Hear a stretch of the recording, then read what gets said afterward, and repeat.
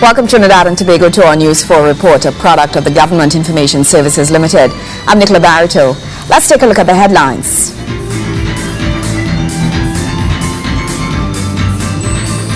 The Prime Minister announces plans to embrace a new phase in her government.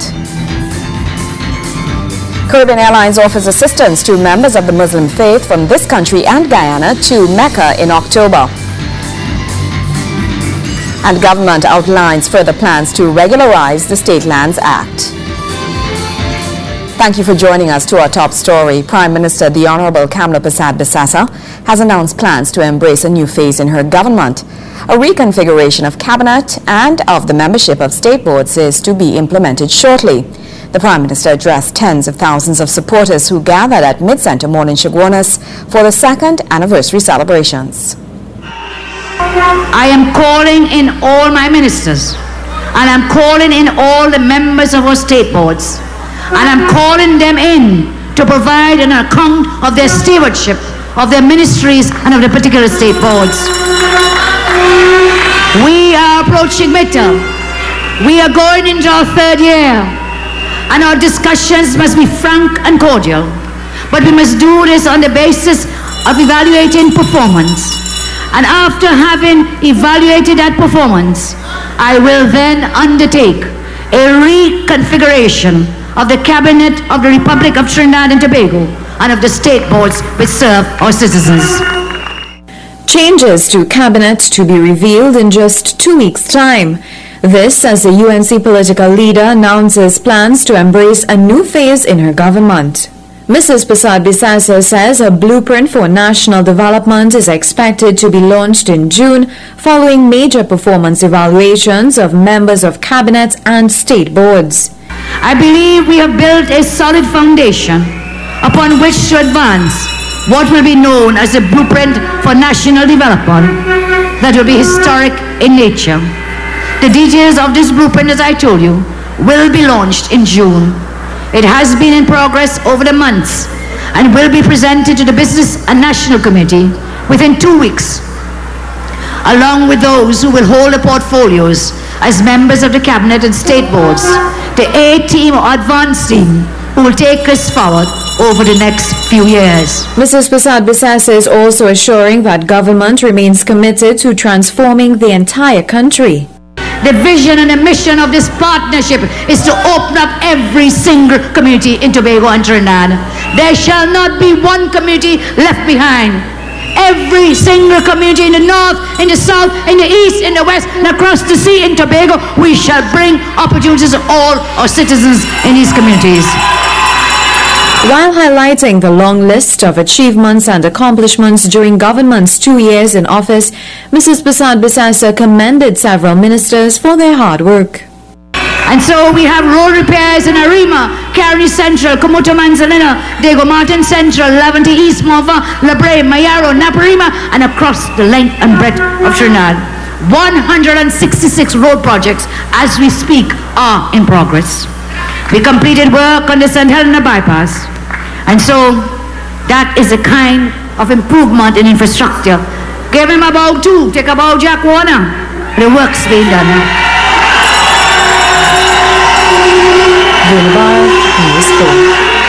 Caribbean Airlines Limited will offer assistance to the Muslim community by flying members of the faith from this country and Guyana to Mecca in October. The airline made the announcement at the Hyatt Regency, where Transport Minister Senator Devant Maharaj and Science and Technology and Tertiary Education Minister Senator Fazal Karim were also present. The Tertiary Education Minister is making it clear that despite the reported financial problems faced by Caribbean Airlines, the company will be moving forward with the Islamic Flight Initiative. He says every Muslim should be given the opportunity to fly from this country and Guyana to Mecca this October. As Muslims, one of the fundamental pillars of Islam is that it is incumbent upon every Muslim to travel, to journey, to complete the Hajj at least once in our lifetime.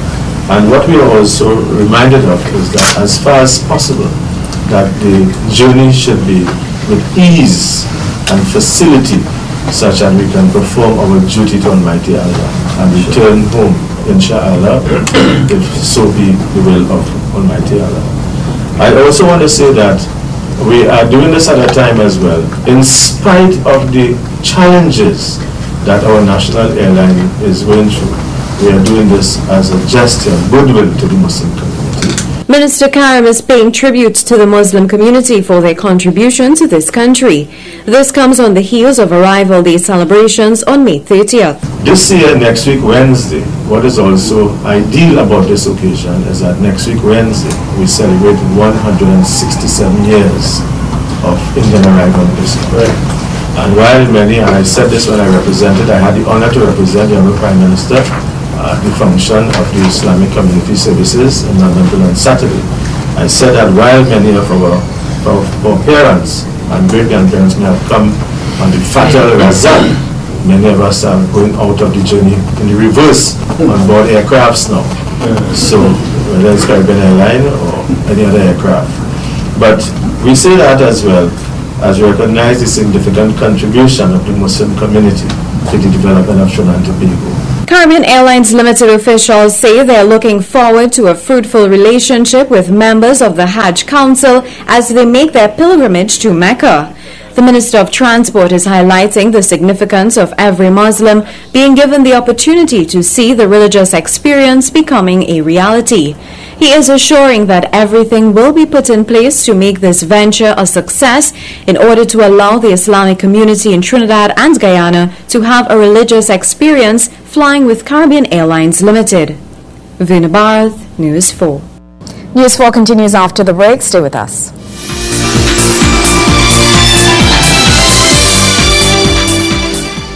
Jason, I think I'm seeing some rain. Listen, Dee, there's going to be a serious shower. This rainy season will be hectic, you know. Potential flooding across Trinidad and Tobago. It's so important to have the information so we could be prepared and we could plan and put things in place to protect ourselves. That's why Jason and I found out some things that you can do to protect yourself and your family this rainy season.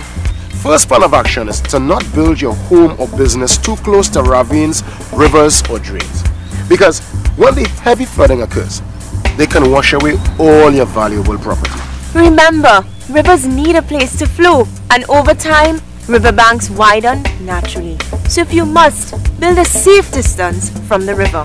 But at the end of the day, flooding takes place, and if indeed you become a victim of flooding, here is the hookup.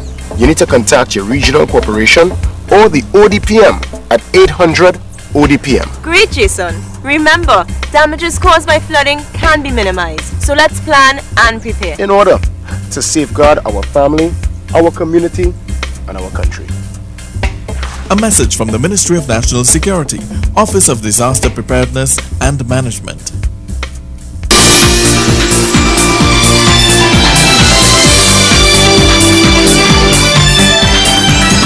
Thank you for staying with us. Government has outlined further plans to regularize the State Lands Act. The announcement was made by Housing and Environment Minister Dr. Rudal Munilal during a ceremony held for the distribution of certificates of comfort to persons living on state lands. Over 300 certificates of comfort were distributed to persons living on state lands, giving them a chance to finally have a place of their own. In addressing recipients, Housing and Environment Minister Dr. Rudal Munilal said it was the aim of this government to regularize persons living on state lands by changing their status from squatter to landowners. What we are engaged in this morning is the ultimate form of empowerment of citizens. Let me repeat that. From this day, from this morning, you are no longer a squatter, but you are a citizen with rights, a citizen with land ownership rights. The award of these certificates is a foundation on which you may build to improve your standard of living and your quality of life. This is why we continue to improve the infrastructure in squatting communities by improving the quality of the roads, putting in drains, giving you water and electricity. No challenge is more urgent for us. The minister called on persons receiving their letter of comfort to upkeep their communities to the level future generations could be proud of. Please ensure that when you live together in a condition of harmony. You develop proper relations with your neighbors. You look out for your neighbors. You keep your home in a very tidy and hygienic way. you ensure that you don't allow your housing units and your community to become ghettos. Ensure that you take care of the units, that if it need a little painting, a little sprucing up, you do so. Please, take care of your units, take care of your communities. We are looking at other guidelines to ensure that persons don't go and in an ad hoc way expand house left, right and center, paint in all kind of funny colors and so on. Make sure you create a community that when we take a picture of this community, you feel proud to say, I am living here. Feel proud. The minister highlighted government's plans to distribute 10,000 lots over the next 3 years. He added that amendments to the State Land Act were on the way. This administration has taken steps to amend the State Land Act and the Squatter Regularization Act so that the Commissioner of State Land and the LSA could have the lawful power to deal with new squatters who continue to break the law. Last month, our cabinet approved the amendments, and the Attorney General is at this time working on the changes to bring both bills to the Parliament. In dealing with those persons who break the rules and law, I believe that we must have policies and stiffer penalties that are tough enough to change behavior. Over the past 2 years, more than 1,200 certificates of comfort have been distributed by the Land Settlement Agency, making home ownership dreams a reality for citizens. Kimberly Ramkalawan, News 4. Tobagonians will have their say on the nation's social and economic decisions. This comes as public consultations on the establishing of civil society boards met with residents, assuring them that their views were critical to the nation's development and advancement. Tobagonians are being told their voices are important to the establishment of the Civil Society Board. This as public consultations were held on the Sister Isle. Issuing a call to all residents on the island to participate in discussions, Minister of State in the Office of the Prime Minister Roger Samuel told participants it was necessary that the affairs of Tobago be represented at all levels. We felt it necessary that we now create a sector that looks after Tobago affairs, but it does not limit organizations in Tobago from registering in all of the other sectors and being part of the process of elections to be nominated out of the other sectors. For instance, if there's an awesome agricultural sector in Tobago, and when all of the agricultural people in the sectors are called together and representatives, Tobago sends a representative out of the agricultural sector there too, and they are part of the voting process to represent the agricultural sector. Through the establishment of the Civil Society Board, persons will be given the chance to air their concerns on the development of the economy. And while Tobago is known for the tourism sector, member of the Economic Development Board, Peter Mitchell, highlighted the critical role citizens play as entrepreneurs in the sector's sustenance. Cabinet has decided certain key mandates for the Economic Development Board. The first one is to play an advisory role in the development of the National Innovation System and Policy. Now, the National Innovation System is a concept by which we harness not only the academia, finance, as well as the government side to promote entrepreneurship. Because what we have realized is that in order to put forward sustainable economic development, the people must be given the opportunity where their ideas can be commercialized and they can make money from their ideas. Minister Samuel told Tobagonians the creation of the board will not be based on locality but on the different sectors of society, allowing citizens from all regional districts to have an input on the various issues. We felt it necessary that the Civil Society Board be divided into sectors. 14 sectors in total. Not geographically, not in the municipalities that exist, but sectors across the board. It's the view of government that by holding public consultations such as these will aid in integrating the views of all communities from across Trinidad and Tobago into the development of civil society boards. Kimberly Ramkalawan, News 4. More news after this.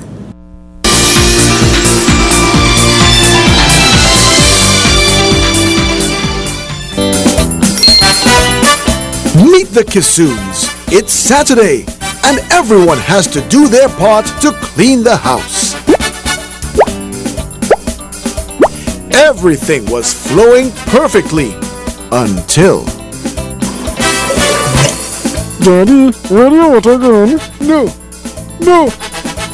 Don't let this happen to you. Pay your bill today. The Water and Sewage Authority of Trinidad and Tobago. Water security for every sector. Deliver it. Sustain it.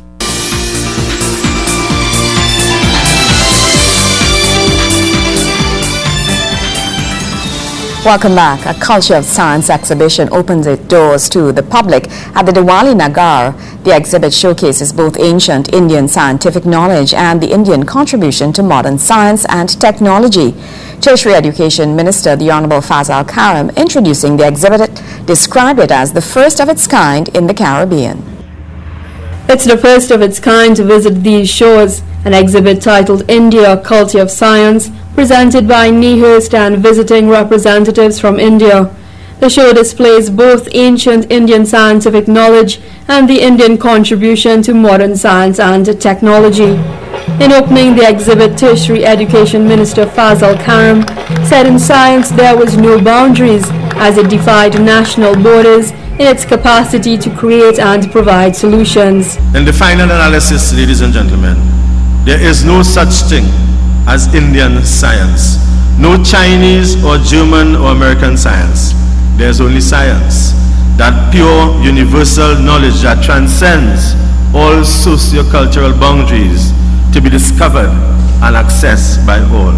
MP for Chaguanas West, Jack Warner, in welcoming the exhibition to Trinidad, said it brought an unsurpassed level of technology to his constituency. Tonight, Chaguanas is the science capital of the Caribbean.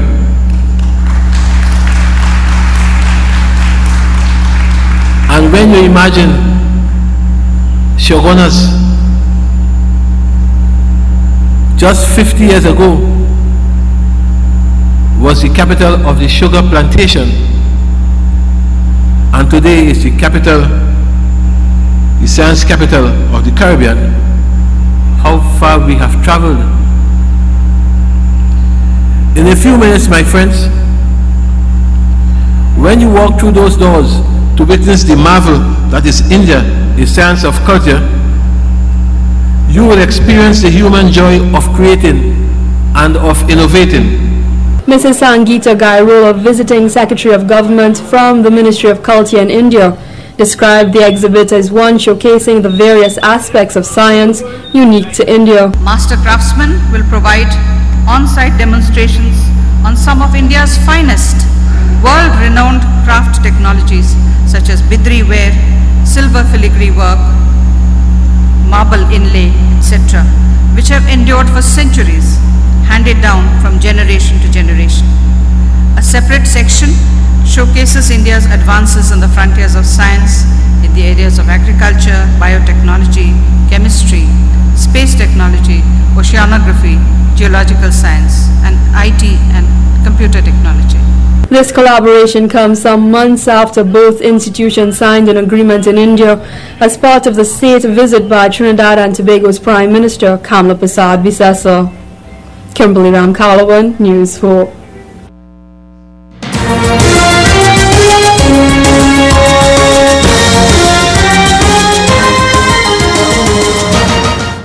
The men of Detour Shack were yet to be beaten when they went into this week's round of matches in First Division of the North Basketball League. The team from Dan Kelly Village, East Port of Spain, were hoping to maintain that run and stay ahead of defending champions Defence Force. But Caledonia had other ideas. Wayne Cunningham has the highlights. Former champions Detour Shack met the troublesome Caledonia Clippers in a key First Division matchup in the North Zone Basketball League. Shack had some close games, but managed to remain unbeaten and keep ahead of the pack. That pack includes the opponents, who has an 11-point loss to National Flour Mills still fresh on their mind. Kurt Christian got Shack on the board first, as he took it from end to end for the lay-in. The Clippers kept it close in the first quarter, with good shooting from the line, along with plays like this. Nearing the end of the first, it was all tied up.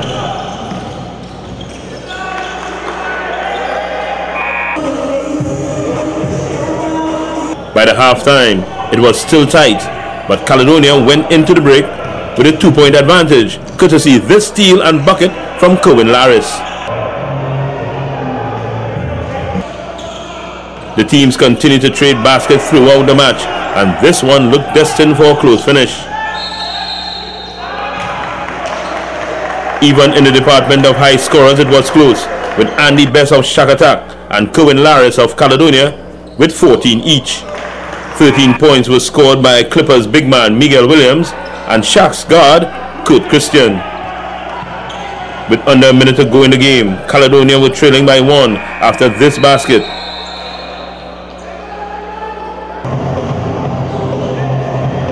Caledonia's veteran coach Floyd Glean called the timeout, and his team responded by tying up the scores with 47 seconds on the clock. Caledonia then went ahead with this basket, and they knew that was the winning points. Caledonia Clippers handing Detour Shakatak their first defeat of the season, 75-73, and burst open the race for the first division title. Wayne Cunningham, News 4 Sports. When we come back, fulfilling the promise.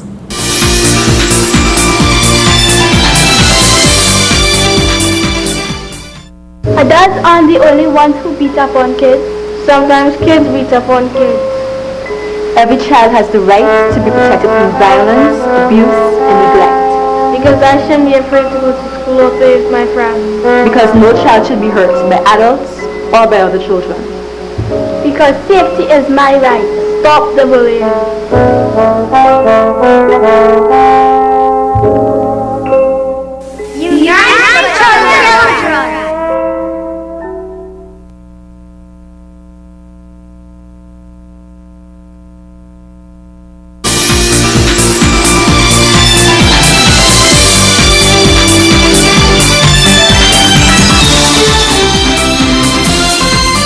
In our special feature, Fulfilling the Promise, we highlight the initiatives and achievements of the government over its 2 years in office.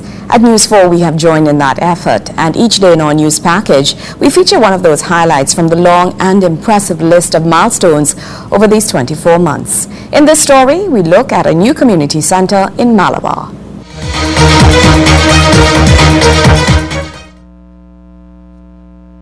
For years, the village of Malabar has been known for a rich showcase of local heritage. It's for this reason the Ministry of Community Development has decided to give the residents an extra hand that would aid in encouraging this culture through the opening of a new community center. In opening of the center located at Upper Malabar, Community Development Minister, the Honorable Nizam Bash, noted that it was this community togetherness that fostered this kind of success. In recognition of the important role which a community center plays in the life of a community, I've initiated a comprehensive refurbishment and repair program of all community centers which have been constructed before the last decade. This means that every village with a community center will over time be upgraded with modern facilities similar to those at the new centers.